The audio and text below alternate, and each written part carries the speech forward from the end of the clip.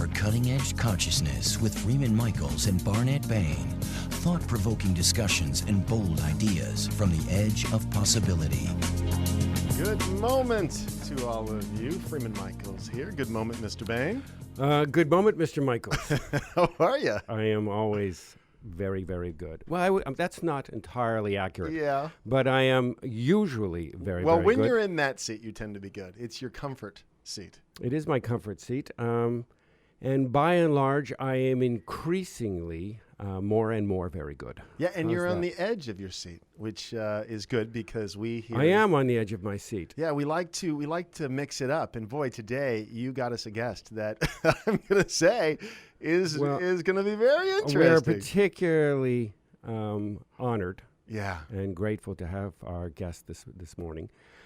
I want to just set up some of the background, some of what has been fermenting in me for some time now that has come to a head. And as the ecstatic explosion of coincidence would have it, as this thing was coming to a surface, Yes. We had this amazing opportunity to invite our guest. To give you a little bit of backdrop, today, for example, I'm driving into the studio and I'm listening to the radio and I hear advertisements, commercials for, in no particular order, banking and financial institutions. You can trust us. Yeah.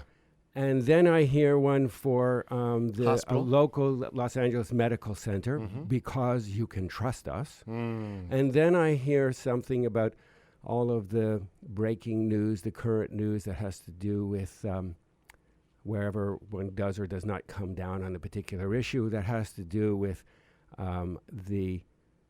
our ongoing national conversation about personal liberty and the right of the government to protect us. Because we trust them. The subtext is because you need to trust us. So what is very, very increasingly obvious to me, and I think to all of our listeners, is that there is an enormous crisis of character and of trust in the country, in the world. There's an enormous crisis of dignity and of responsibility. And that people listen to these things, and not only the people that listen to these things, but certainly as we are broadcasters and we know we say things, and sometimes we're doing commercials, and not everything that we say is entirely backed up with the fullest sense of, we're never insincere, but I can't say that if I'm talking about selling, a commercial for something, that my passion is backed up into it.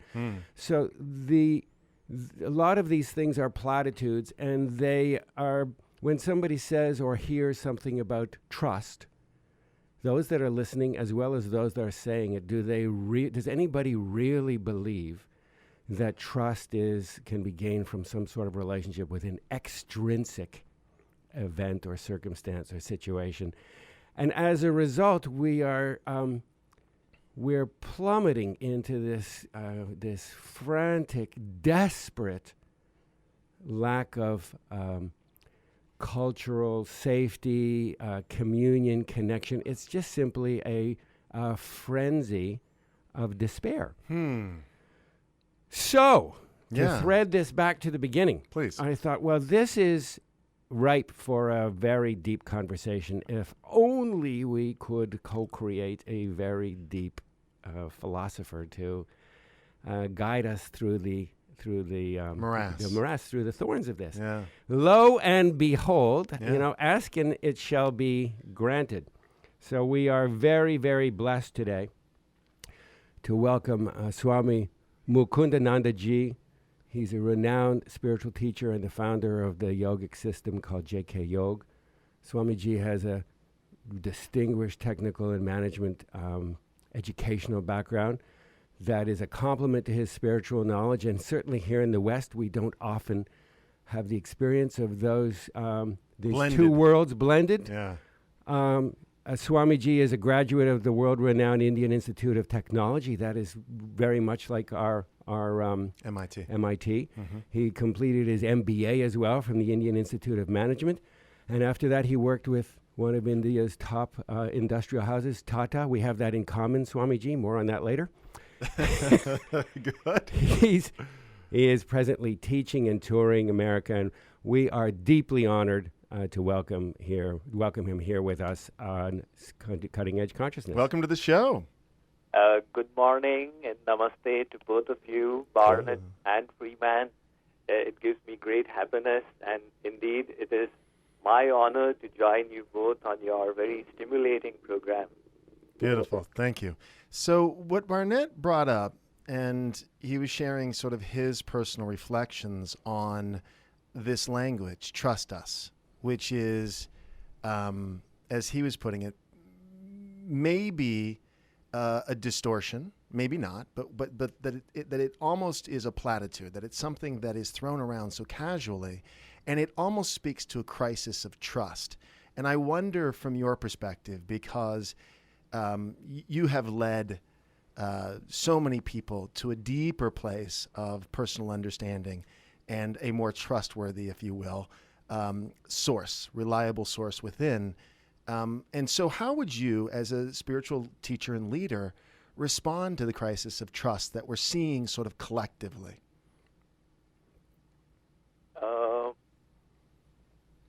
Well, the thing is that people are by nature selfish, and they are prone to fulfilling their selfishness, and that causes them to breach the trust. But the basis of trust is purity. So if the leaders could become more pure and more authentic and develop a congruence between what they say, what they write, what they do, that would deepen this trust. We have, from the Vedic perspective, the culture that I come from, we have two kinds of knowledge. So there is the knowledge that goes up from the ascending process, and then there is the knowledge that comes down from the descending process. So that knowledge that comes down from the descending process becomes reliable. So we say that if something has three confirmations, a whole lot of enlightened personalities have said it, the spiritual teacher has said it, and the books of wisdom have said it, then that thing becomes trustworthy. One can very easily trust that. I love it. I absolutely love that. In the Christian tradition, Jesus said that you render unto Caesar what is Caesar's, and you render unto God what is God's. And I have understood that in the context of what you're speaking of now. I've understood it as that as human beings, as embodied human beings, we live in two worlds simultaneously. And in the one world, I drive along and I have to obey speed limits and pay my taxes. And there is the inner world of my relationship to the timeless. And in that world, only in the relationship with that world can I achieve a relationship with something that is not passing. Can I achieve an enduring connection to love? Can I begin to lean with more and more confidence into a trust that is outside of time? I love that. There's a deeper cut at, and I think it does speak to what you're bringing up, Swamiji, that what is trustworthy and what is reliable, and looking to these deeper, more profound sources, if you will, or maybe higher. I don't know what the language is, but is an act of wisdom in my mind. Is that accurate? That's very correct. I think the perceptions presented by both of you are exactly what I was trying to express, that you cannot trust blindly. It would be a big folly to trust blindly. So, like you said, that we have people who are imperfect and untrustworthy, and we have the eternal, the infinite, which is completely trustworthy. So a trust has to be carefully placed, understanding the other side of it. I love that. Now, Swamiji, you are an MBA, and you lived in the you lived in the world that most of us are used to. You are very You're a crossover. You are very intimately aware of those kinds of pressures and the seductions of that kind of a life, and how easily one can become lost in those concerns. And you managed to find a balance. You managed to put your foot on the clutch long enough to be touched by grace. And I'm very interested in that story. Would you share that with us? Oh, well, it is a long story. I'll try and make it short. While I was doing my engineering in IIT, I was exposed to a lot of science and a lot of technology. Now, we were being taught all these laws, but the question in my mind would be that if there are all laws in nature, there must be a lawmaker. Because if the world got created by a Big Bang, there would be chaos and we would not have any laws. So there was no information of that in the body of science. And then later on, when I started MBA, I was exposed to a whole lot of humanities subjects. We were taught sociology, psychology, economics, etc. And I would find that in all these bodies of knowledge, there was no perfect theory. There is no economic theory that can explain everything perfectly. There is no psychological theory that can perfectly explain the human psyche, and so on. So this curiosity that what is the truth became very deep in me. That was the time when I came across the saintly personalities and the books of wisdom like the Bhagavad Gita, and all of a sudden it clicked. The whole knowledge that yes, this is worth believing. This is a frame of knowledge that answers so many of my questions. So I started practicing spirituality. And as a result, my mind started getting more and more absorbed in the divine, until by the end of my MBA, I was convinced that this is what I want. So I did enter the corporate world, and I did work for some time in the Tatas, but I felt it was very artificial in the sense that the company really did not care for the employees. The employees did not really care for the company. They did not care for each other. So this environment was quite stifling. And I would always ask myself that is this the purpose of my life, to be serving a company and trying to increase the profits of their shareholders? So finally I decided that this is not my calling, and I'd rather do something that is meaningful to me and that is beneficial to the others. So I decided to take this path of sannyas, or dedication to the service of God. I love that. I mean, that's really just so clean and so beautiful. There's a purity, to use your language, to how you just expressed that. One of the things you said, which I find interesting, is you used the word click. There was sort of a click. And the reason I bring that up is it's something that I can relate to. And Barnet, perhaps it's something even you've said a number of times, that we can prepare and prepare and prepare. And then we need to be willing. Well, there's this moment, this sort of, people have used the word awakening. I don't know what the precise word is, but there's this sort of moment in time, and I think click actually might be the most accurate, where a paradigm shift is a way people have described it, where everything that was before shifts in a moment based on some new recognition or realization, or maybe the word is revelation. And I want to talk about that because, look, that is the place that people tell the story of things coming apart in order to have that moment. But my sense is, as things are presently speeding up, more and more clicks are occurring, at least in my own life, and maybe that's not universal, but my sense is that we're in a moment right now where the clicks are speeding up. What's your sense of that? I definitely agree with you. Particularly in America, I find definitely that people are so much more receptive, so open, and they are just pushing forward spiritually. It's like a mass movement that is taking place. The click that you have mentioned, it's an effort from our side, and it's the grace as well. The combination of both of these creates that click. And if I look back and think, what made me convinced so deeply about this path that I could think of nothing else? And I feel it was the divine grace that intervened to bring about that conviction of the intellect that, yes, this is it. Well, Swamiji, we have to take a moment to do some commercial messages. We're going to be back with Swamiji right after these words. Please stay with us.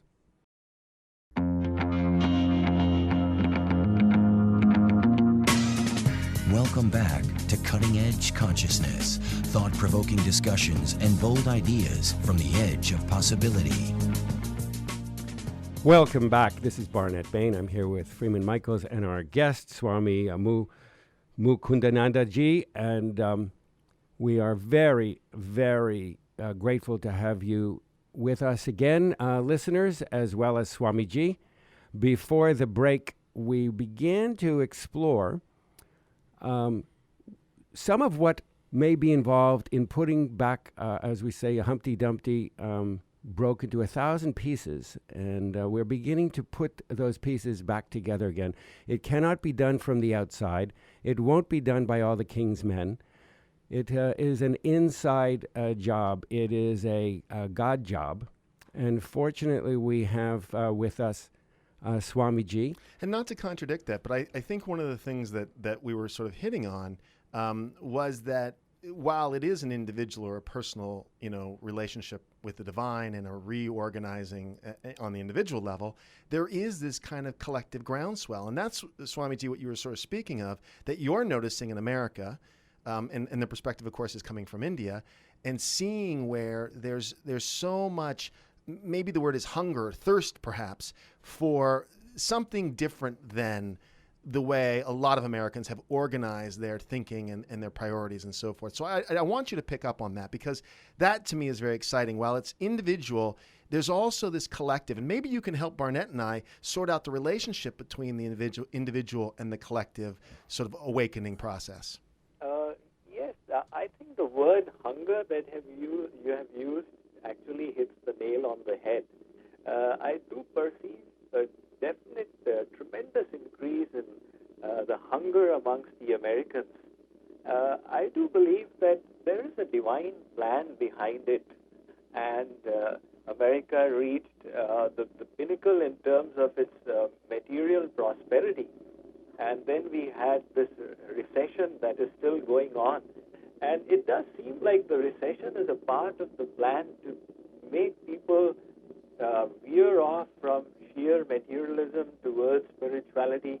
So there is a divine desire that the people of America become more spiritual. There's an interesting fact I would like to share with both of you.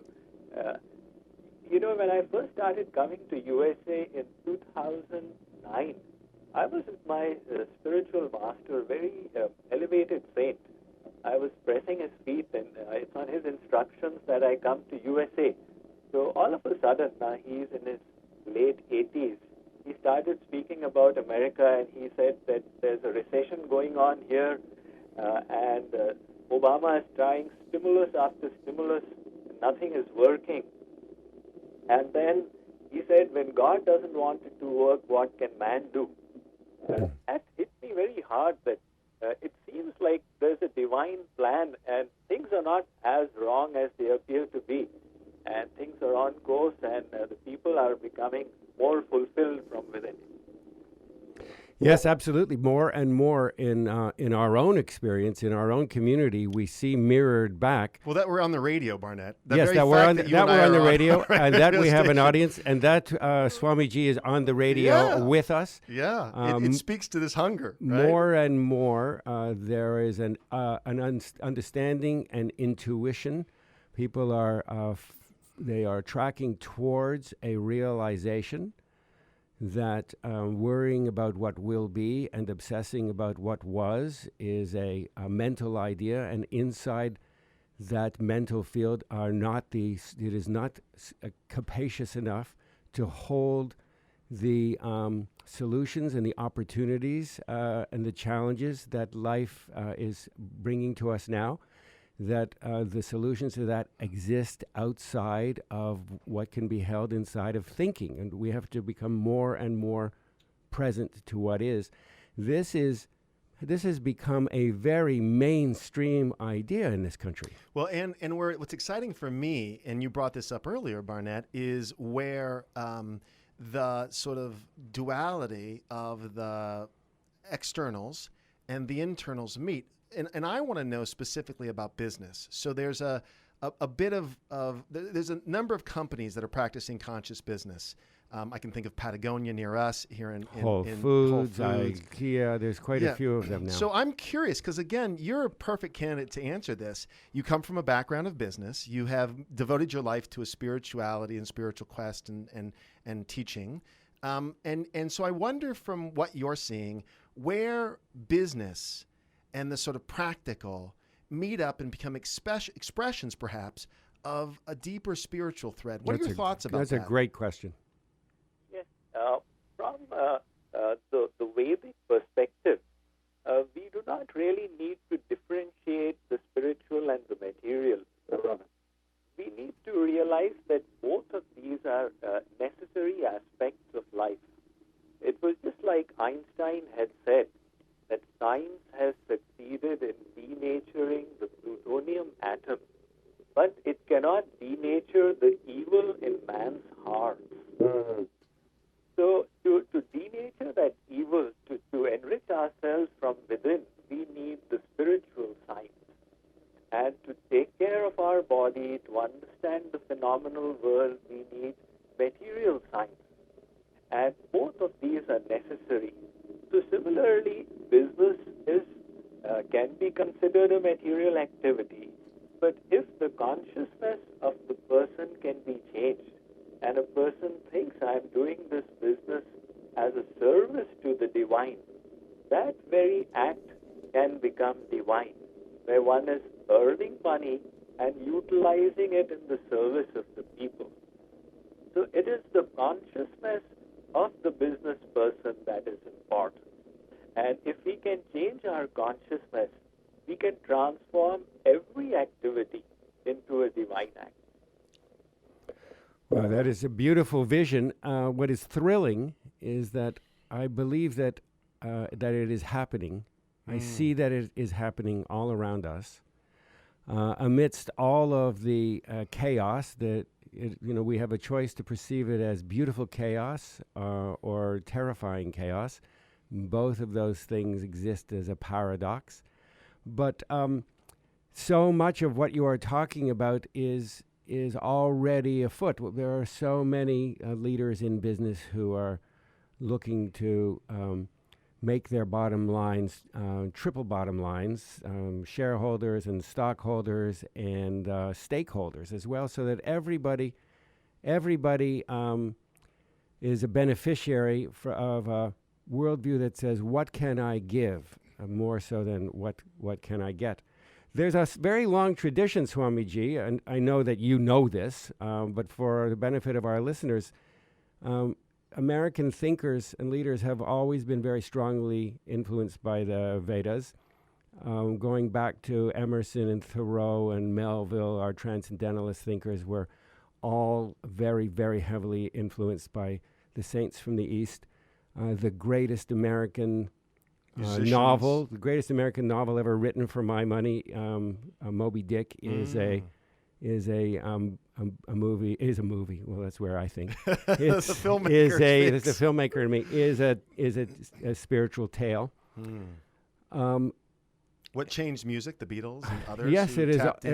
We have always been in a dance with the East, and that dance has become increasingly intimate. And I think we have been the beneficiaries of so much, and now there is a more of a co-creative relationship, I think, going on. There are qualities of being and being that we have benefited from discovering from the East, and qualities of doing that maybe that balance is something that you can comment on.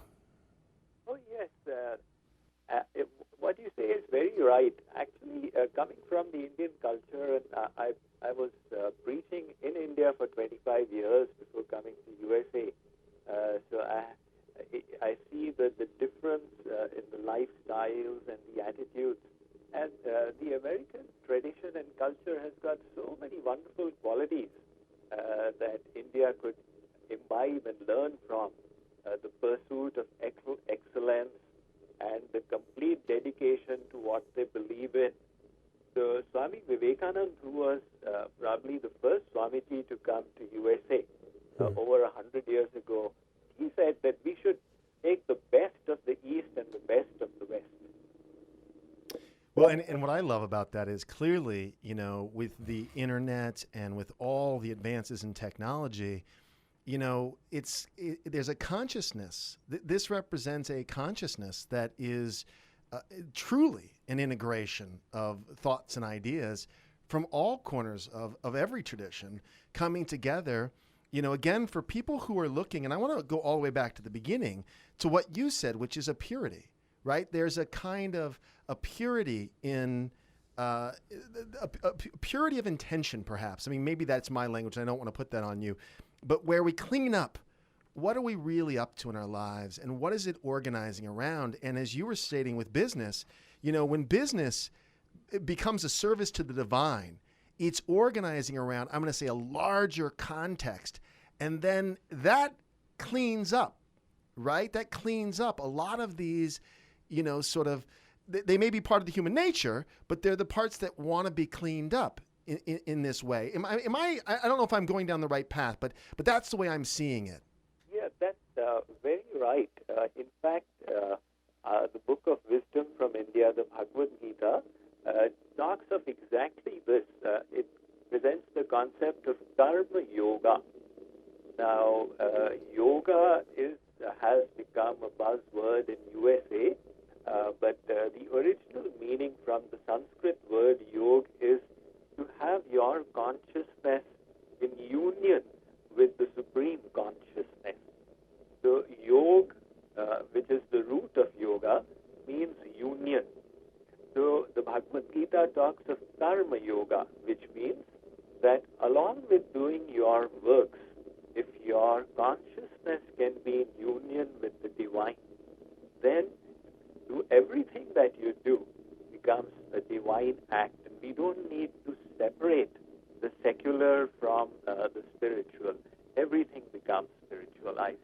So that exactly is what the Bhagavad Gita teaches us to do, along with leading your regular, normal lives, to work on your inner consciousness. And like you said, to enhance the purity. Ultimately, the spiritual process is aimed at that. It is said the success of our life is the extent to which we can purify ourselves from inside. Wow.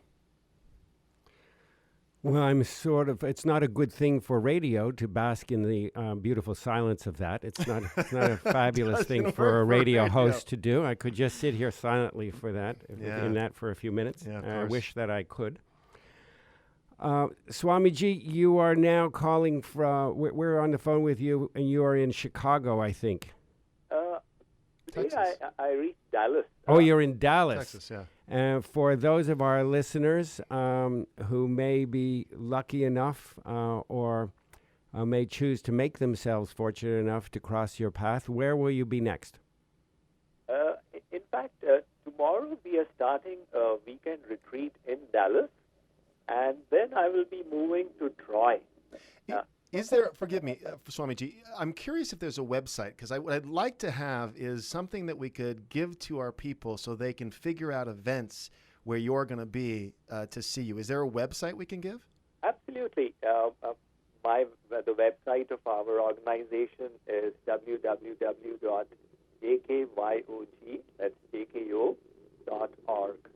And I really look forward to meeting anybody who's interested, because that's why I have come to America, and I do reach out to the Indians here. But I love to meet the mainstream people as well. So look forward to anybody who'd like to attend my program. And for those of you listening, we're going to put this up on the Cutting Edge Consciousness website and in the description of this program for any of you who listen back to the podcast, so you can always get that information from us. Before, as we close, because we only have about a minute or two left, this going where you're needed. As you mentioned, 2009. You were directed to come here because it was a place where you're needed, and I love that as sort of an organizing principle. It speaks to a kind of listening or seeing where we can be of service. So I want to kind of maybe close with that, and maybe your thoughts on how folks can really tune in to where they're most needed and go in service to that. Ideas on that? Yes. The more we unite our individual will with the divine will, in spiritual terms, that is called surrendering ourselves. The more we unite our individual will, and more we develop the attitude of selfless service. To that extent, we make ourselves available. And we are infinitesimal, we are very tiny. So when we offer ourselves, then the divine makes us an instrument of his work to whatever extent pleases him. So from our side, again, it's the purity, it's our desire to serve, and it's our desire to be in conformity with the divine will. Swamiji, thank you so much. Absolutely. Thank you so much for joining us here today. Bless you, and thank you personally on behalf of Freeman and our listeners for your blessings, and we look forward to the next time that we can be together. And for sure, when you are rolling through Malibu, please give me a heads up. Thank you so much, Barnet, and thank you, Freeman. It was indeed my pleasure and my honor to be on your excellent show. I look forward to meeting both of you. Wonderful. And for those of you listening, stay tuned, because we'll be right back after these messages to wrap up here on Cutting Edge Consciousness.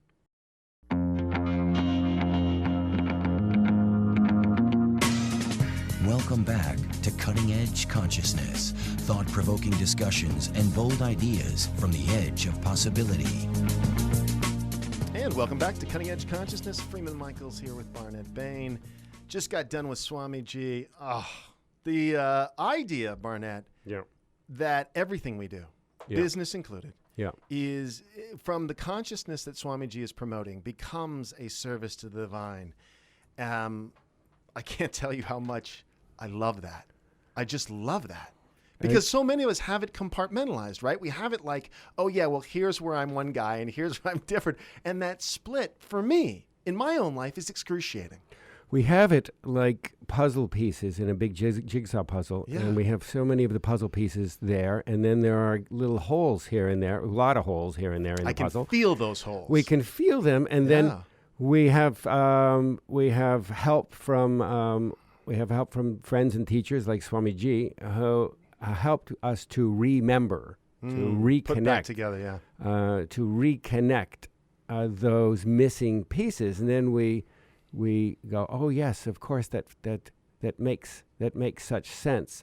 Everything is connected, and so no thought or no feeling or no choice or no decision or no belief is isolated. Every thought and choice and belief ripples across eternity, and if that's the case, then I would be well served and can serve others well by being mindful and conscious of what my intention is. Is it to uplift and to love, or to control and dominate? And for the most, I don't think too many people in this world anymore. There are some, but there's not too many people in this world who are on a committed spiritual path who really would choose dominating and control over they wouldn't- loving and giving Yeah, consciously. they're not going to be on a spiritual path. They're on some other path. Yes, I But mean, we're it's a distortion, all, right? those of us, we are so many that are on a spiritual path, we nonetheless default into controlling and dominating, for the most part, unaware That's that right. we're doing, That's that we're right. falling into these That's right. patterns. And then when we hear from Swamiji these reminders, it's this breath of grace that recalibrates us, puts us over a click or two, his wonderful word, that click. It helps us click us back into an alignment with into what's union. more, what's Yeah, yeah. beautiful and good and true. And the description of yoga, that yoga is simply a union. It's a union in consciousness. We're blending back into a consciousness, a source, right? Because I love how he described too his own journey, that he was just recognizing and again, folks, it sounds almost trite, like that there's an intelligence to the universe and there's some source for this intelligence, and that might be worth tapping into. Folks listening to our show are kind of like, duh, yeah. But again, the simplicity of how he said it, it's not a duh. It's just deep and profound. It's just that simple. It's like, wandering into science and to all these other things. He was able to see past the surface of it to where it represents an intelligence, and the up-leveling and the up-leveling and the up-leveling to where business or any other activity becomes an expression of the relationship between where I am and this possibility, which is tapping into the divine, right? It's a particularly valuable, and so clearly not an accident. There are no accidents that Swamiji would be charged by his teacher to come to the West. Good timing. And he would come to the West for many reasons, most of which are, all of which are mysterious to me and unknown to me. However, there are some that are in plain view. He has he is credentialed in terms of with the credentials that are valued above all else in the West, or until very recently were valued above all else in the West, and those are academic degrees, right, and an MBA, right, and and a we love our graduate. We credentials. love these things, and a Yeah. graduate of the Indian MIT. Yeah. I mean, these are the kinds of credentials that continue in the West to afford somebody an authority. Right. And then when somebody in that authority bends a conversation to matters spiritual, there isn't the same kind of pushback. There is a humility that drops into the audience that says, Yeah. well, if somebody who has achieved these successes in a world that I understand is beginning to point me towards a world of mystery and mysticism, then I will extend, out of my respect for the credentials, if nothing else, I will extend my humility long enough to be opened. And I think that is certainly a piece of it. Yeah. Well, we see this so often. I mean, this is just a brand new thought, but it pertains to so many guests we've had on the show who have accomplished something in a particular field. I'm thinking of doctors, for example. Dr. Bruce Lipton has been on this show, and other doctors who have they've sort of been well established in the ways of the world, in the traditional outer world, yeah, consensus, and then the world of Caesar. And then they go left, but without dropping or losing sight of the way things have been held, and they help to guide the way. And so many of our guests are that. They've sort of made it, as it were, in the conventional terms and said, yeah, that's great. Yes. But Well, there that was includes this, you, frankly. well, thank you, and you as well, right? So there's this up-leveling. Well, we could pat each other on the back Yeah. later after the show. We'll do that. The point being, Yeah. the blending of the two. Yes. And the other faculties of awareness, other ways of relating to our world, and this, I'm going to call it again, our word biggering, this bigger context. We live inside a world that is imaginal, and it has been very constricted in terms of the boundaries of that imagination. And we constantly are repeating, throwing our past into the future and experiencing it and thinking that These are immutable laws of nature. And so when someone like Swamiji arrives and begins to speak, he's speaking on so many levels.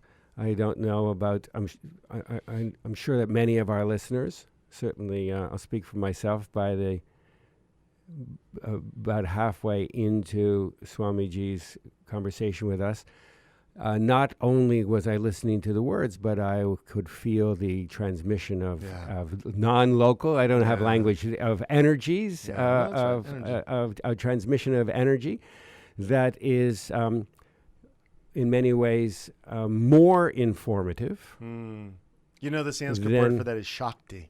It's Shakti? It's the energy, the quality of the energy that brings us back to, you know, this connection, this union, if you will, with the divine.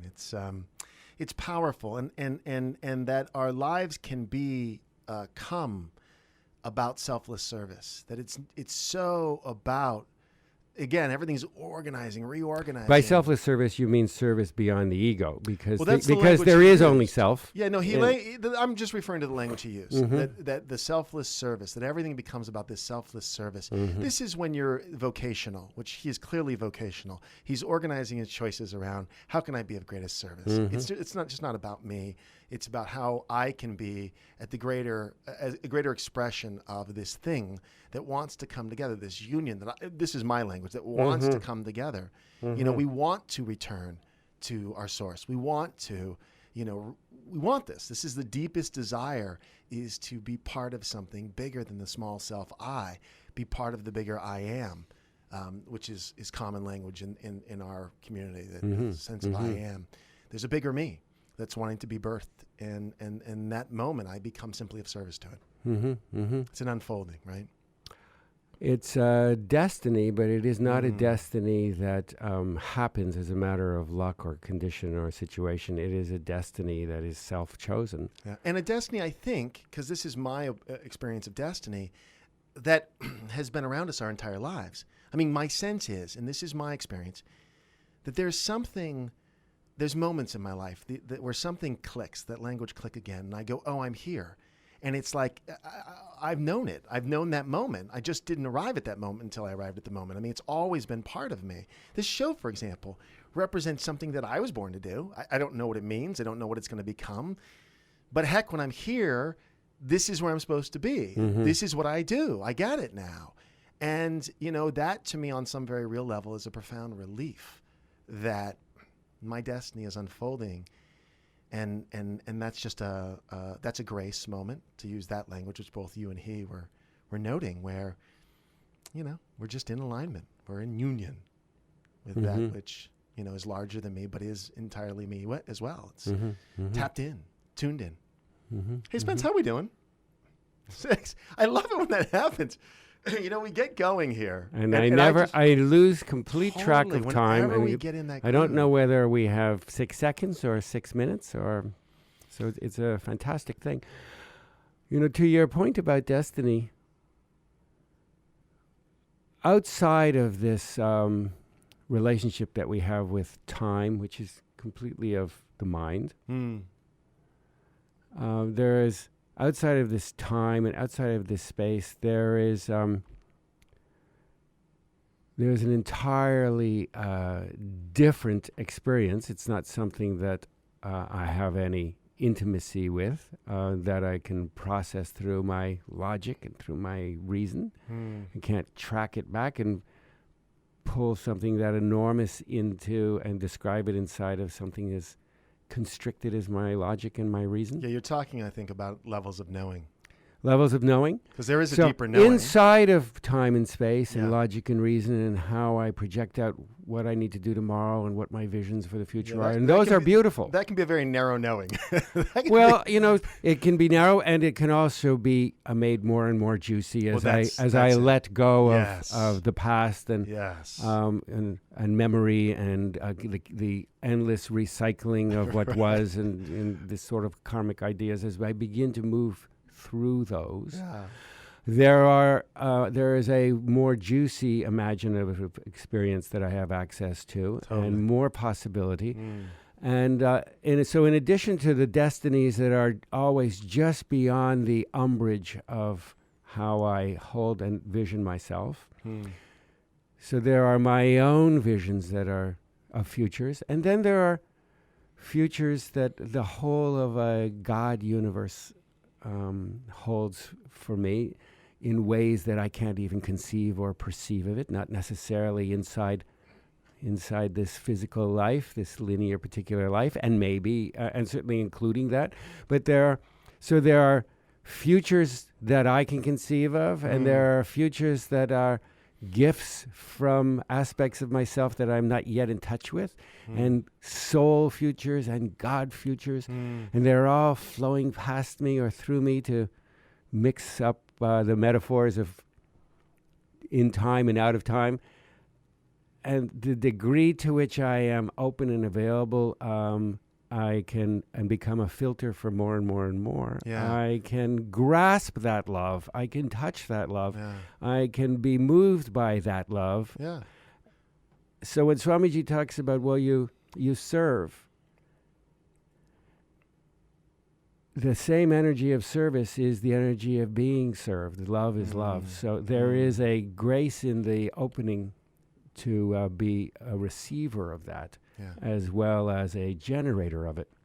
The trick is, at this point, certainly in my own growth, is not to fool myself into thinking, well, I am giving because I have a hidden agenda that if I give, I'm going to get something. Yeah, that won't work. I mean, look, here's how I see this for me. The way that I was taught to conceive and perceive of the world, the way that Socialized. Parents, education, religion, communications, media. For me, the offer of that, the small story version of success, is becoming less and less satisfying, attractive, satisfying, fulfilling, whatever. And I think that, again, sort of one of the things we noted in the conversation is there's a lot of people experiencing that because it's kind of hopeless. I mean, a lot of people are feeling more and more hopeless, especially if you're really tied to this very narrow definition of success. You can only succeed in three ways, right? You get the girl, you get the money, so that's not Yes, if you're tied to that it's and you bleak. lose hope, hope is a fundamental energy of creation. Totally.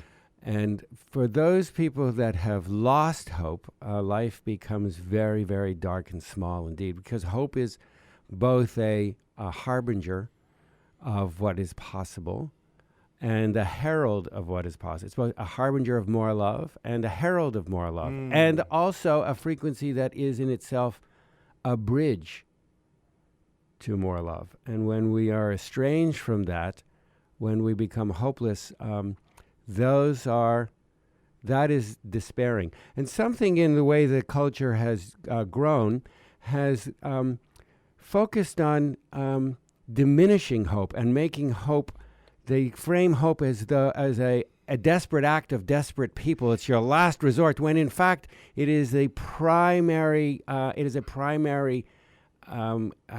God-generative energy. And I don't want to tie everything too tightly, but we started off with trust, which I'm going to layer in here too. That the trust is this kind of desperate trust, similar to the hope that you're talking about, this kind of desperate hope. Versus when Swamiji gets on, that man is hopeful. He's completely organized around the possibility, the generous and gracious possibility. He is not, to be clear, he is not generating his personal image and his sense of himself through his mental loops. That's right. There's a very, very big difference. He is operating on many more cylinders, and I think he would be the first to say he hears from his mental loops. Sure. But he is not run by his mental loops. And so to conclude, because we have to wrap up, How come we're just getting started here? I trust that. So I don't trust the platitudes, but I can trust that deeper thread. I can trust the organizing around service to the divine and a union. I trust that we have run out of time, All right. and we're going to be run out You're of gonna the have to tune in, studio folks, any space. So if to you the want to next hear show. more of this conversation, we invite you Keep coming to back. join us here and rejoin us here. You can also follow us on our Facebook page. We invite you to follow us there. Thanks for tuning in Cutting Edge to Cutting Edge Consciousness, and we'll see you next time. Yeah.